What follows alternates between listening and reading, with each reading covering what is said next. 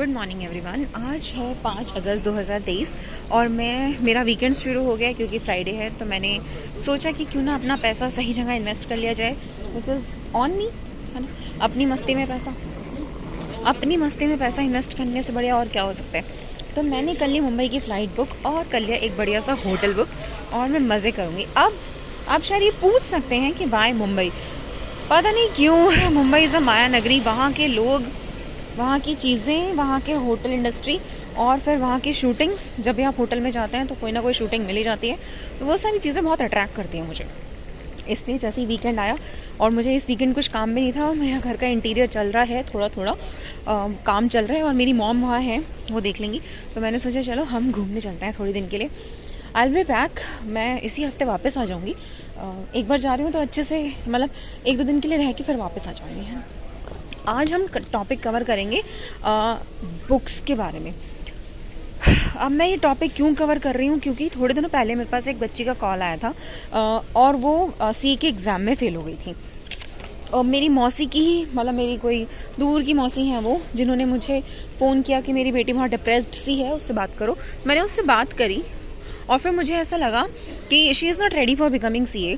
और उसने 3 अटैम्प्ट, शायद 2 अटैम्प्ट दिए थे, मुझे एग्जैक्टली नंबर याद नहीं है, but now she is not interested in CA। और मेरी मौसी ये चाहते थे कि वो एक बार और एग्ज़ाम दे दे, क्योंकि अगले बार में कोर्स चेंज होने वाला है और सिर्फ इसी साल वो कोर्स रहेगा। तो अब मुझे क्या लगता है ना कि एजुकेशन डिग्री से नहीं आती, एजुकेशन पढ़ने से आती है। आई नो कि एक जॉब, अच्छी जॉब लेने के लिए this is the first thing जो एक अच्छी कंपनी देखती है। But end of the day हम एजुकेट इसलिए नहीं होते कि हम अच्छी कंपनी में जॉब कर सकें।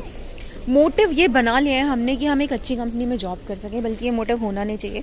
मोटिव ये होना चाहिए कि हम एक अच्छी कंपनी खड़ी कर सकें जिसमें बहुत सारे लोग जॉब कर सकें। मतलब एजुकेशन का माइंडसेट ही जॉब हो गया है और लोग चाहते हैं, लोग सिर्फ इसलिए एजुकेट होते हैं ताकि उन्हें एक अच्छी कंपनी में जॉब मिल सके। That's it, which is very bad. मुझे अब पर्सनली ऐसा लगने लग गया है कि ये बहुत ही निचले दर्जे की सोच हो गई है हमारी। एजुकेशन का मतलब ये होता है कि आप एक अच्छे इंसान बन सकें। और जब आप कोई बुक पढ़ते हैं तो डेफिनेटली आप उसे फील करते हैं। और CA का एग्ज़ाम जब आप देते हैं तो डेफिनेटली आपने बहुत सारी बुक्स पढ़ी होंगी, उसे समझा होगा, उसे अपने जीवन में उतारा होगा, अकाउंटिंग सीखी होगी, टैक्सेशन सीखा होगा, लॉ सीखा होगा, तभी आपने एग्ज़ाम में बैठा होगा। ठीक है। अब ऐसे तो मैं बहुत सारी बुक्स पढ़ती हूँ, मेरे को बुक्स का बहुत शौक है, मैं बुक्स सुनती भी बहुत हूँ। सबका अगर मैं एग्ज़ाम देने बैठूंगी मैं सब में फेल हो जाऊँगी, राइट। कोई भी ऐसी बुक नहीं है जिसमें मैं पास हो जाऊँगी। Even I read Bhagavad Gita most of the time. जो भी, मतलब पहले मैंने श्री प्रभुपाद की भागवत गीता पढ़ी है, Bhagavad Gita as it is पढ़ी है।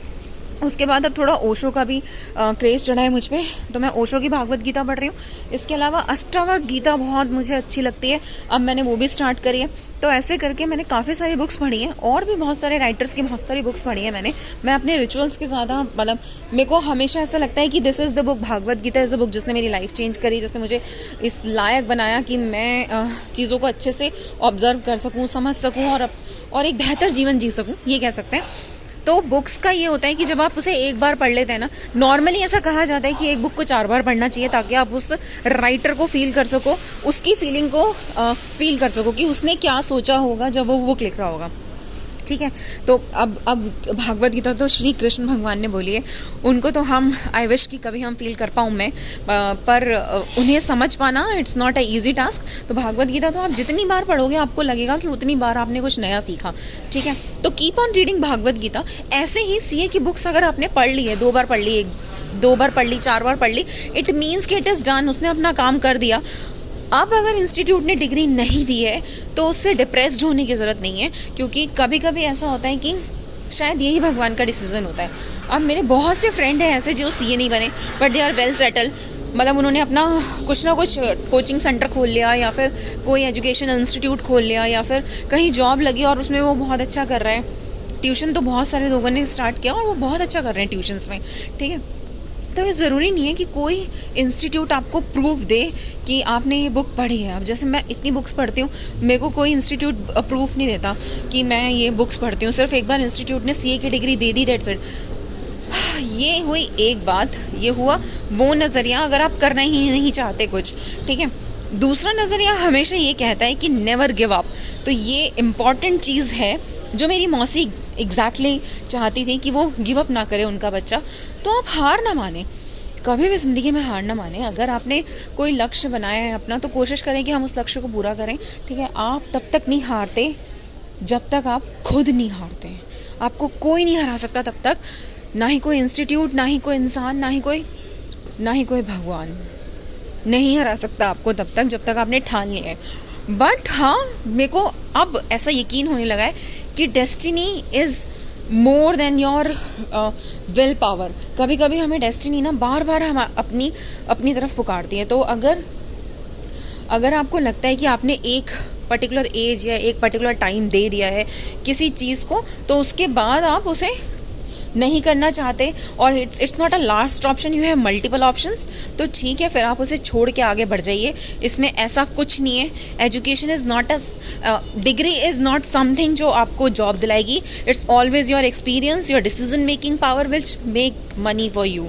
अगर आपकी डिसीजन मेकिंग पावर स्ट्रांग होगी तो डेफिनेटली आप मनी बना पाएंगे, और अगर आपकी डिसीजन मेकिंग पावर स्ट्रांग नहीं होगी तो आप चार्टर्ड अकाउंटेंट हो, आप MBA हो, आप कुछ भी हो, आप कुछ नहीं कर पाएंगे लाइफ में।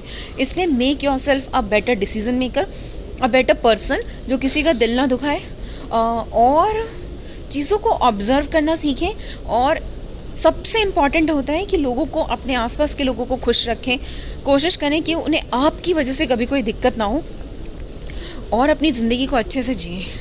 बस यही कहूँगी। आज मैं थोड़ी थकी हुई हूँ क्योंकि थोड़ा सा स्ट्रेच हो गया ये, क्योंकि मैं 3 साढ़े 3 बजे सोती हूँ। आज सोने का मौका नहीं मिला, तो आज की वीडियो यहीं ख़त्म कर दें, और अब मिलेंगे आपको मुंबई में। और I am super excited for Mumbai, और मैंने अच्छा होटल बुक करवाया है, और I am so excited for pool and everything. Of course उसकी जो भी दिखाने लायक होगा डेफिनेटली दिखाऊंगी,